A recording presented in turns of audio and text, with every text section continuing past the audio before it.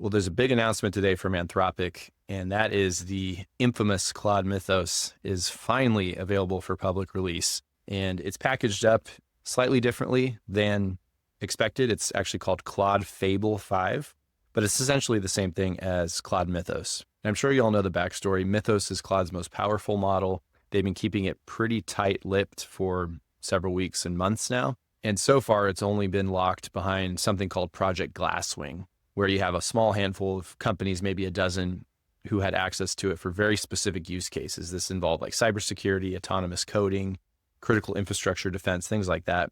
And it wasn't available to the public on any level. And they made no bones about it. They said this is a very potentially dangerous model because of how advanced it is. And they kept it very tight-lipped for a long time. So what Anthropic has ended up doing here with Fable 5, which is the public-facing version essentially of Mythos, is they've taken that same underlying architecture, but they've added a layer of safety mechanisms and guardrails. So this includes classifiers and fallbacks, refusals on high-risk topics, things like that. So it's not a new model from scratch. It's Mythos, but with a seatbelt, more or less. And it's priced for enterprise and paid users. Now, the pricing side of things is interesting. It's maybe a little bit what we expected, maybe not. The Mythos preview is coming in at around $25 per million input tokens and $125 per million output tokens, which was about 5 times what you were paying for Opus. Now, Fable 5 is a little bit less crazy than that. It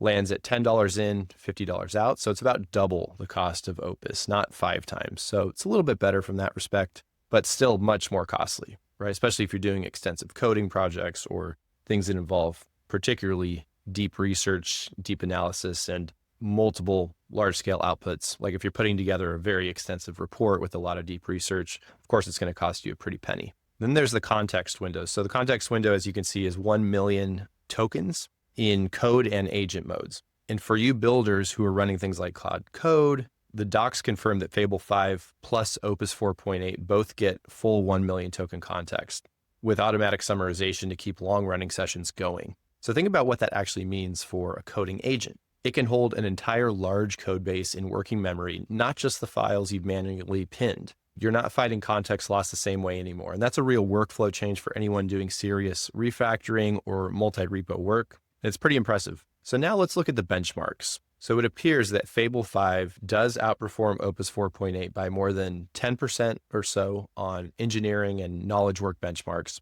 And the underlying Mythos architecture was already showing massive improvements on much of the benchmarking, especially the autonomous software engineering benchmark compared to previous Claude generations. So if you're skeptical whether this is a meaningful jump over Opus, the evidence says it probably is. Now, whether that's 10% matters for your specific workflow is a different question, but the gap is real. There is evidence that, yes, it is going to be significantly stronger than Opus 4.8, as you would expect for such a high price point, right? When you look here at the accuracy versus cost breakdowns, you can see that Fable 5 does significantly score well in the total score, but of course the cost per task also goes up quite significantly. Now, where does Fable 5 fit into your Claude lineup, right? So we have Haiku. Now, this is the kind of base model that people can use for fast and generic high volume tasks. I personally don't use Haiku very much, especially if you have a paid plan. You're typically going to use Sonnet for maybe 80 or 90+% of everything, especially more of those kind of regular tasks. But Haiku is an option if you're doing extremely simplistic things. Now, Sonnet, as I said, is typically used for most everyday tasks, I would say, for the most part. Myself and my team, we use Sonnet, I would say, 80 to 90% of tasks, including a lot of writing specific tasks. It's a very good model for writing. I found it to be very good, especially, of course, if you have the right skills in place and pre-training and knowledge base and all that. And then, of course, Opus is the model for that kind of top tier reasoning level. And for a lot of deep research tasks and sort of things where the accuracy matters most. And now Fable seems to be fitting into this picture of sort of premium app creation or premium coding agents, deep research pipelines that are quite extensive, long horizon workflows that need to stay coherent across dozens of steps.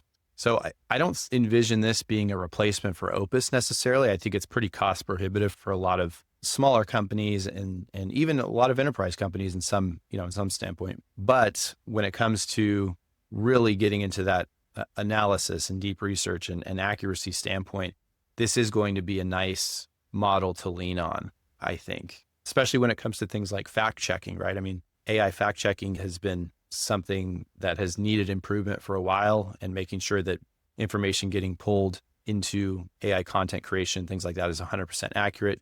Now, using a model like Fable should help you in that respect. So the biggest thing here isn't the model itself necessarily. I think it's what the pricing signals about where Anthropic is taking this. The Mythos preview at 5 times Opus pricing was honestly a research preview artifact. It wasn't a product you could build a business around at scale. And that was always the critique there. But I think Fable 5, being that it's in the ballpark of Mythos roughly, but it's only 2 times the cost of Opus, I think this is something that a lot of those more enterprise level businesses will start to put into production sooner. And also, I think the safety story is worth paying attention to here, because it's going to come down to, I also think the safety story is worth paying attention to in all this, because if you're building on top of these models, understanding how guardrails work and where the fallbacks kick in is going to matter a lot to your dev team and your overall infrastructure, especially when it comes to vibe coding and building apps and products like that.